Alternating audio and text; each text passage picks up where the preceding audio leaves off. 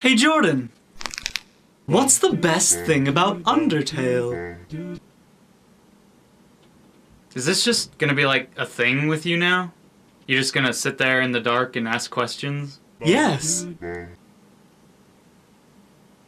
Okay. What's the best thing about Undertale? Yeah, I know, I heard you the first time. Answer the question.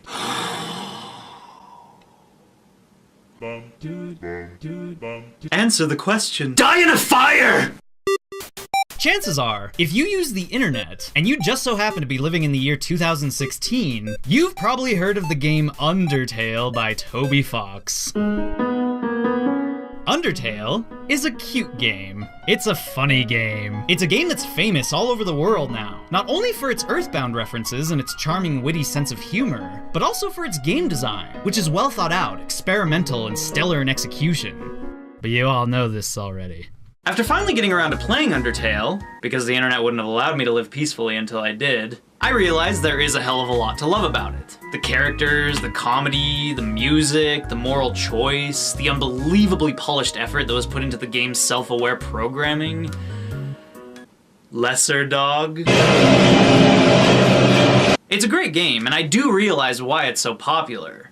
But I would be lying if I said I did enjoy it as much as everyone else did. Yeah, to be honest, Undertale is not my favorite game in the whole world. It's not even a game I'm madly psychotically in love with, which feels weird to say because I'm a huge fan of other indie Earthbound-styled RPG-themed games. Like, I love Yume Nikki, I love Off, I love Paper Mario, and I love Lisa the Painful RPG. And Undertale's more polished and refined than almost any of those games. It seems like I should love Undertale a lot more than I do, but I don't know, I guess the reason I don't like it as much is just the cinematicness of it? Undertale is a very cinematic experience. It's a very comedic experience, with lots of funny dialogue, extra funny dialogue, and more funny dialogue being fed to me constantly throughout the whole game. And that's totally fine, don't get me wrong. The game is hilarious, full of wit, heart, and charm that never lets up for a single second. And as far as the dialogue goes, Undertale is some of the best writing I've ever seen in an indie game, period. Especially when it comes to those powerful, serious themes of mercy, empathy, and choice. The game almost feels important at times. Like it feels like it has something to say. Something to say about love, or acceptance. Or maybe just how much better or how much worse things could be, based on the choices we make every day. It's a great game, no doubt. And I'm glad it's gotten the popularity it deserves. But you know why I bring it up? I bring it up because when I first started playing Undertale, I was in love with the game. Like I was really enjoying it, almost as much as I enjoy Yume Nikki or Paper Mario. I was really digging the first middle part of the game, where you're able to just explore and walk around, entering houses, talking to characters, and learning about the world and the lore. But then, halfway through the game, I stopped liking it as much. Once the character Alphys was introduced, and the game stopped being so exploration heavy and instead became more dialogue heavy, more cutscene-y, and more climactic, well, I didn't think it was bad, but I just didn't like it as much as that wonderful first half. Hey Jordan, why aren't you talking about Off by Mortis Ghost? What? Why aren't you talking about Off by Mortis Ghost? You said you'd talk about it forever ago. I'm going to talk about Off. I'm in the middle of Undertale right now. But why are you talking about Undertale instead of Off? Because you told me to talk about Undertale. I want you to talk about Off. Oh my god. So, because I like the first half more, if you were to ask me what I thought the best thing about Undertale is, the absolute bestest part, my favoritiest favorite thing in the whole game, you know what I would have to say? I'd have to say, one word, waterfall. So early on, after you first start truly progressing in the game, you come across this dark, wet blue area known simply as Waterfall. Waterfall is like this dim, quiet, crystally cavern place, with glowing rocks, misty rain, and rushing water. It's the third area in the game, probably the darkest looking one. And it's so beautiful, it makes me squee.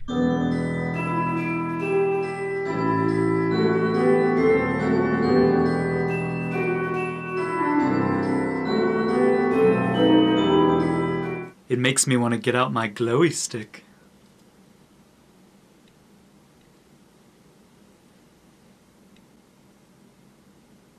Everyone knows how expressive the pixel art in Undertale is, how gorgeous the music is, and how immersive the atmosphere manages to be because of it. But nowhere in the game is it more spectacularly true than Waterfall. Not only is this place immersive because of the visuals, the glistening colors, the eye-popping backdrops, and the splendid sound design that carries it all along, but it's also immersive because of what's inside it. Waterfall is a place in this game where everything that's happening kind of just steps back, calms down, and takes a minute to really sink in. Admittedly, there's never really any part in Undertale where you're free to explore a massive area that isn't, mostly linear, or where the story stops unfolding at breakneck speed. But Waterfall does feel a bit different from the rest of the game. While there are big things that happen here, like boss fights, cutscenes, and climactic confrontations, there are also a lot of places where you can just walk around and discover.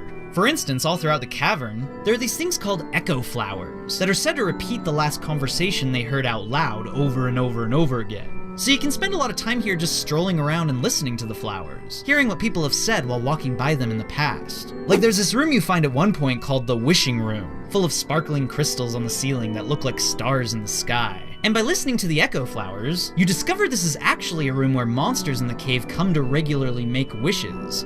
Come on, sis, make a wish. I wish my sister and I will see the real stars someday.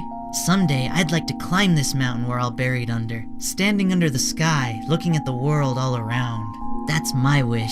See, this is like a method of storytelling that isn't just storytelling through dialogue, but also exploration. It's storytelling through the background of the world, and I think that's pretty awesome. There are other things like this too. In almost every room of Waterfall, there's always writing on the walls you can read. The writing tells a story of what happened to all the monsters in the game, how they ended up here, trapped in the underworld, and how they plan to escape. It's just something you can read if you're interested, if you choose to read it, and I love that in games. But I guess you can find that in pretty much all of Undertale, to be fair. You can read stuff in Toriel's house, you can read stuff in the library of Snowdin, you can walk around and talk to people in the MTT hotel. But you know what the difference is? You know why Waterfall is better? You get to hear this music playing the whole time.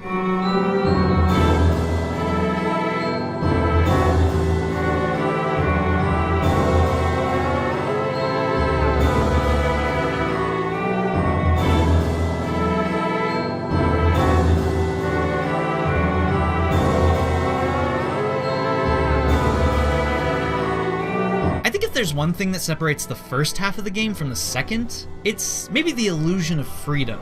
Waterfall is the only place in this game where I truly felt alone. I felt like I was exploring a hidden cave in Zelda, or one of Yume Niki's strange shadowy dream worlds. See, after this area, you enter this place called Hotland, which also has an amazing atmosphere, and honestly, it could have been just as cool.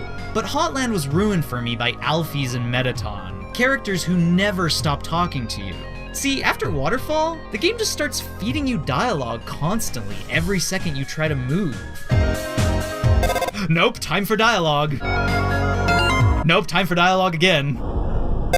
Nope, time for dialogue, let's dialogue some more dialogue. See, games nowadays are often so cinematic, and a lot of the time, they're just like movies. Too much like movies. Some games just need to calm the hell down. And Undertale is one of those games. The difference between Hotland and Waterfall, it goes back to what I was talking about before. The writing on the walls, the echo flowers. This dialogue is optional. This is not. And while I did say the game admittedly is entertaining all the way through, my favorite element of game design is exploration. Exploration and atmosphere. So I can't help but find the second half often a little disappointing. Oh, and plus, all my favorite characters live in Waterfall. Seriously, Waterfall has the best characters in the game. The best. Like, first of all, this guy. This guy right here. This little bird wants to carry you across. Accept the bird's offer? Yes.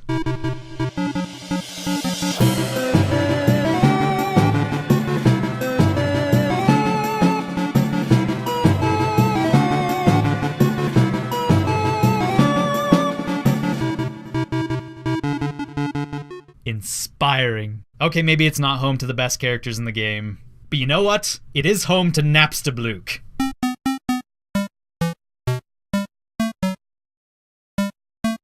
Napstablook is the best character in the world. I'll have no one argue with me. Napstablook is lonely, introverted, full of melancholy, and he loves to listen to music. His computer's logged onto a music sharing forum. This guy is my life.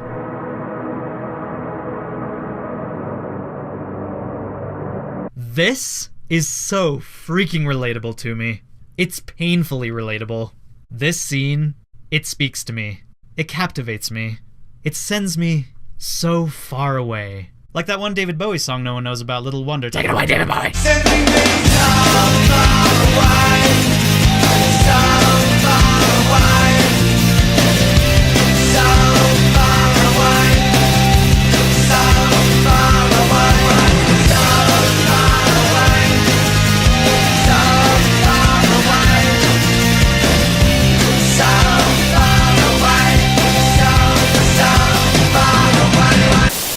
Answer the question. Answer the question.